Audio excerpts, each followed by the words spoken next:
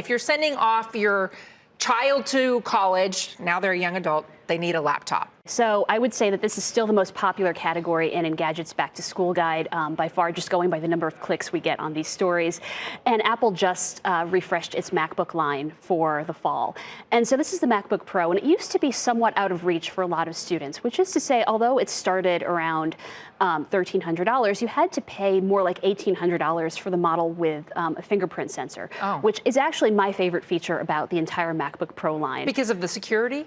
The security and the convenience. Imagine having to just type out a long password, a really genuinely secure password every time you wanted to log in. So I love being able to use my finger the way I can on an iPhone. I had a notebook and a pencil, imagine. Yeah. What about note-taking apps? Are there particular ones that you like that you think are effective? Yes, so one of the most popular stories in our guide this year is our guide to note-taking apps. And it's not a one-size-fits-all thing, but for most students, we're recommending Evernote just because it does work on such a wide range of platforms: Windows machines, Macs, Android phones, iPhones. And there are a lot of features built in. I think people think of note-taking apps as just something where you scribble your handwriting, but now the best note-taking apps also have built-in audio recording, built-in camera apps that can recognize handwriting.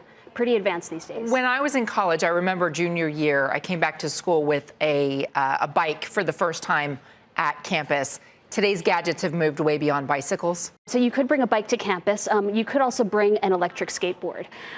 So we have a whole section in our guide this year to electric vehicles. There are electric bikes, skateboards, and scooters. And I think for a lot of people, skateboards is the best balance. They are portable, they are transportable on things like buses and planes.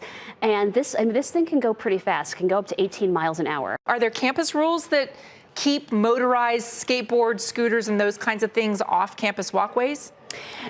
It could vary. Certainly, we're seeing skateboards at a lot of campuses, especially, I would say, warmer weather environments. What about, you know, again, I'm reaching way back in the memory to think about hot pots, which were not allowed in dorm rooms, but people had them anyway. How are people cooking up their ramen these days? Is it still a microwave?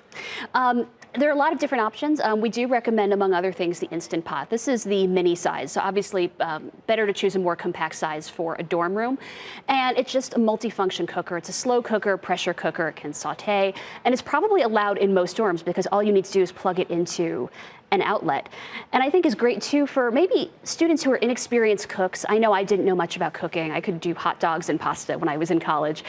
So this can make people, I think, look like more sophisticated and competent cooks than maybe they are first entering college. And plus there's YouTube videos on how to actually cook your stuff in your Instant Pot. There's all kinds of subculture around the Instant Pot. Yeah.